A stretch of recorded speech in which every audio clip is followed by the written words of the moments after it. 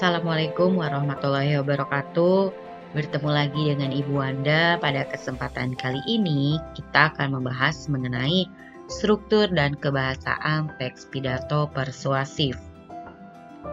Nah, kita sudah memasuki kompetensi dasar 3.4, yaitu menelaah struktur dan ciri kebahasaan pidato persuasif tentang permasalahan aktual yang didengar dan dibaca. Di sini ada indikator pencapaian kompetensi. Pertama, menyimpulkan struktur teks pidato persuasif, dan yang kedua, menyimpulkan ciri kebahasaan teks pidato persuasif. Tujuan pembelajaran: setelah melaksanakan serangkaian kegiatan, siswa mampu untuk menyimpulkan struktur teks pidato persuasif dan menyimpulkan ciri kebahasaan teks pidato persuasif.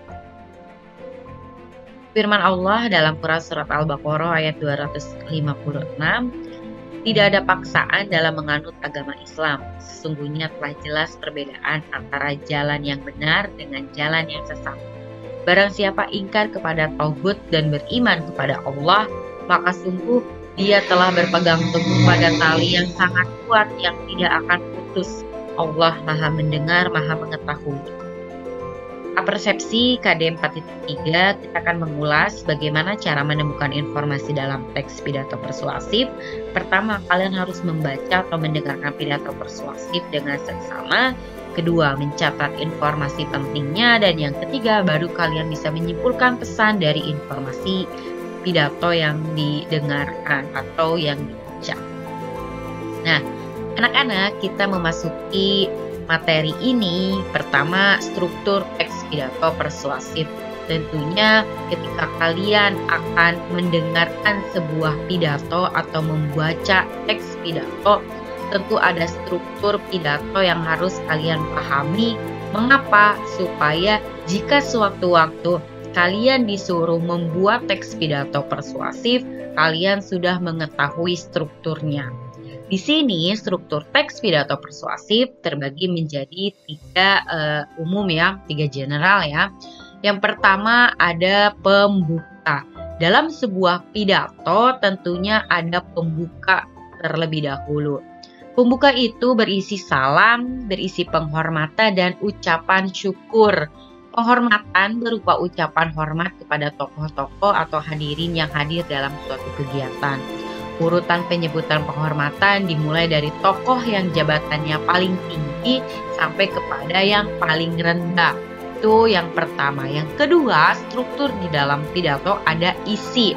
Bagian isi ini ada tujuannya, yaitu memberikan informasi yang amat penting yang akan disampaikan kepada para pembaca. Bagian ini berisi isi informasi secara rinci dan jelas. Ini menjadi hal penting dalam pidato. Dan yang terakhir adalah penutup. Penutup itu berisikan harapan atau doa agar apa yang disampaikan bermanfaat bagi pendengar serta salam penutup. Bu Wanda ingin memberikan contoh kepada kalian. Tentunya kalian sering mendengarkan Bapak Kepala Sekolah memberikan pidato, bukan? Tentunya ketika Kepala Sekolah memberikan pidato, tidak langsung kepada poin intinya, tetapi ada pembukanya berisikan salam. Salamnya itu terhadap guru-guru, juga terhadap kalian. Kedua, ada isinya. Biasanya Bapak Kepala Sekolah memberikan informasi yang berkaitan dengan sekolah. Dan juga ada penutupnya, berisikan kepala sekolah mengharapkan kepada kalian-kalian semuanya untuk tetap giat belajar. Nah, jadi anak-anak, struktur teks pidato persuasif ada tiga: pembuka, isi, dan penutup. Nah, selain ada strukturnya, ada kaidah kebahasaan di dalam teks pidato persuasif.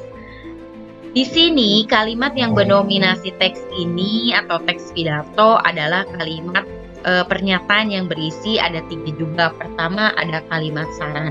Di dalam sebuah pidato selalu ada kalimat saran yang dikandungnya. Kalimat saran itu berisi usul agar dapat dipertimbangkan oleh orang lain.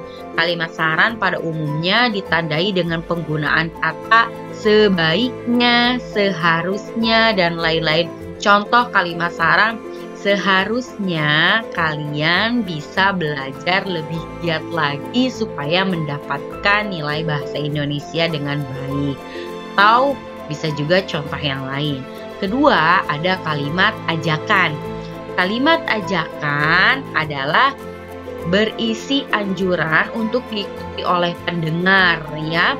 Kalimat ajakan bertujuan agar pendengar berbuat seperti yang dikehendaki pemberi pidato atau sang orator.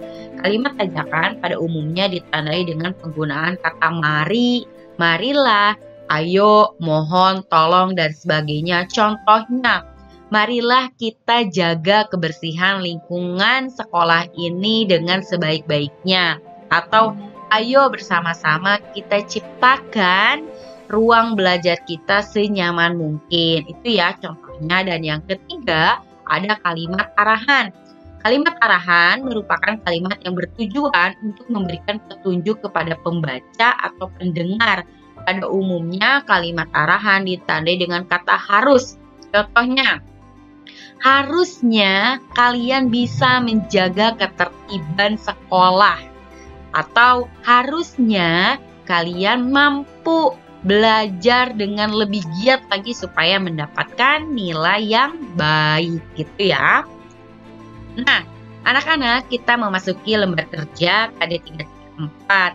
Di sebelah kanan screen kalian itu adalah sebuah pidato persuasif dengan judul peresmian kantor baru PT Inka. Tolong kalian bisa menentukan struktur dan kaidah kebahasaannya pada pidato di samping ini ya, di sebelah kanan kalian. Di sini terdapat beberapa paragraf. Tolong nanti kalian tentukan manakah struktur dari pidato peresmian kantor baru PT Inka yang dimaksud dengan pembukaan, isi, dan penutup.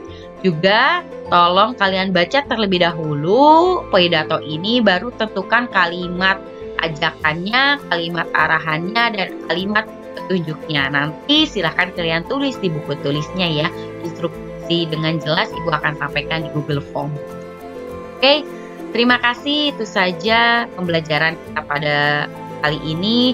Kalian tetap semangat belajarnya dan tetap jaga kesehatan selalu. Salam dari Ibu Anda ya. Terima kasih. Wabillahi taufiq wal hidayah. Wassalamualaikum warahmatullahi wabarakatuh.